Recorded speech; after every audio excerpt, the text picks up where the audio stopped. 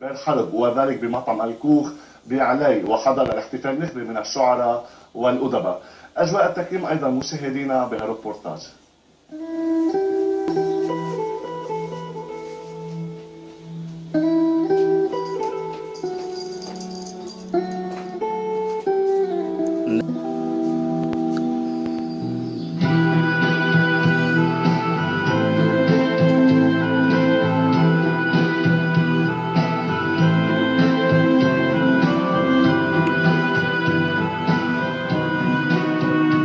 منتدى الأدب اللبناني هو منتدى مثل كل هالمنتديات.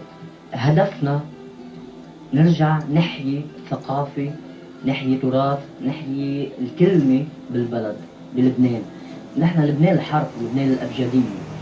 فهيدي يمكن هو الفيسبوك أساسا بلش بهيدا الموضوع، بلش إنه رجع عمل صحوي.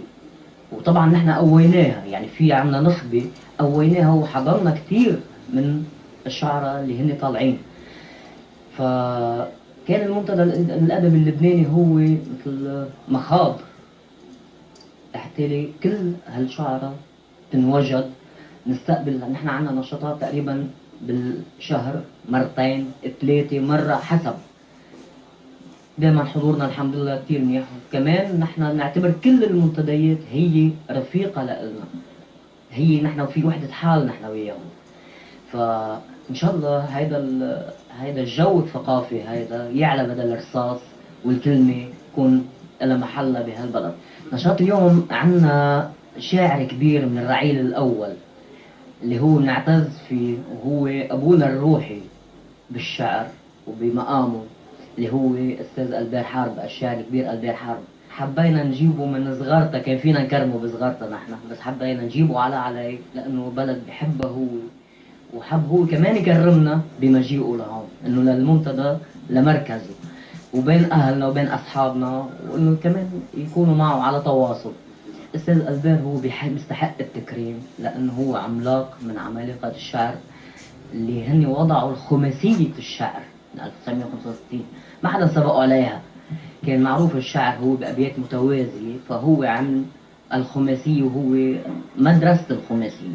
قبل كل شيء بدي رحب بأعضاء تلفزيون لبنان، لأن رجعوني سنين لورا. كانت أول طلتي على تلفزيون لبنان وأول برنامج بعمله بلبنان على تلفزيون لبنان. أهلا وسهلا فيكم. العصفور بيعمر عشه على الشجرة، لو يعمر عشه على الغيمة مين كان بده يغني؟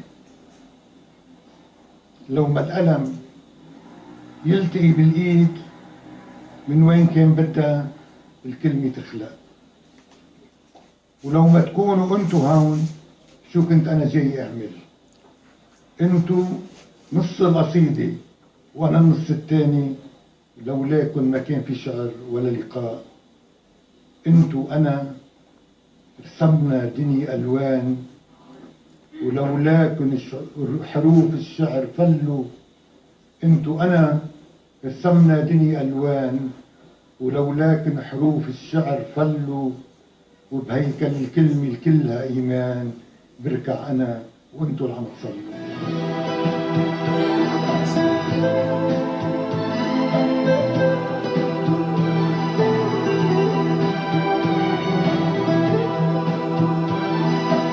بالحقيقة ما كان في تلفزيون بلبنان غير تلفزيون لبنان، كانوا كل العالم مجبورين يشوفوه. كان لازم تختار الموضوع المميز لأنه عم يوصل لكل الناس. وأنا بلشت بالبداية كمقدم برامج، وعملت عدة برامج منها من ضيعة لضيعة، وبعدين كنت بلشت الحكم بليالي لبنان. الفضل للأستاذ الحبيب القلب فادي.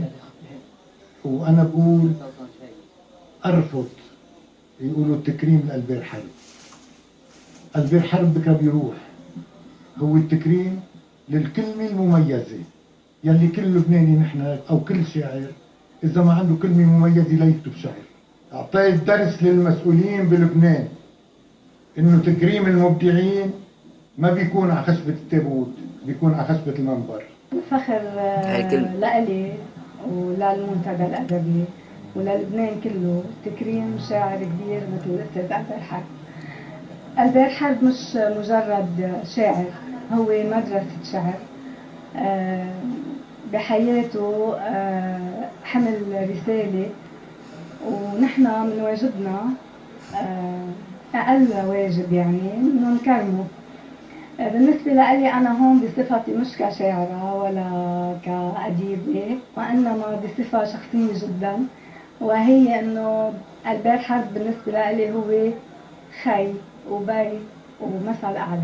اليوم حبيت كرمه بقصيدة بتلبق له وبأسلوبه، وبقول له بالموهبة ما في حدا قدك، شاعر حروفك عالدنيا مدو، تمرق خيال الشمس من حدك، كل مصابيعك عالوحي شدو، تزرق بسطر الكون لو بدك، وببيوت خمسة كون بتردو. لو تعرفت على شعر ألبير حرب قبل ما انشر كتابي يمكن كنت عديت للألف قبل.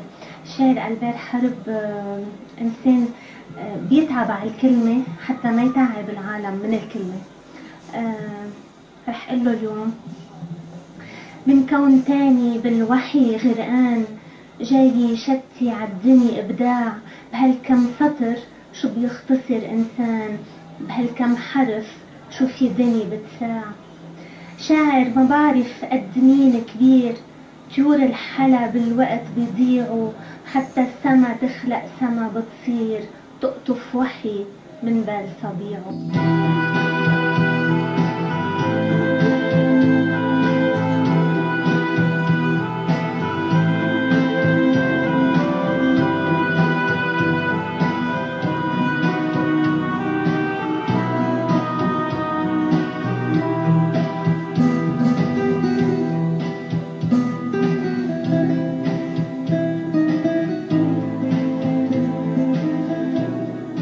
يا كاتب الكلمة اللي فيها حركت، أصوات كون بصمتك تربوا، قلن اللي ضجت هالأمر حبوه، وقت اللي بخربش هالقلم عالسكت مثل اللي بدق الباب عرب.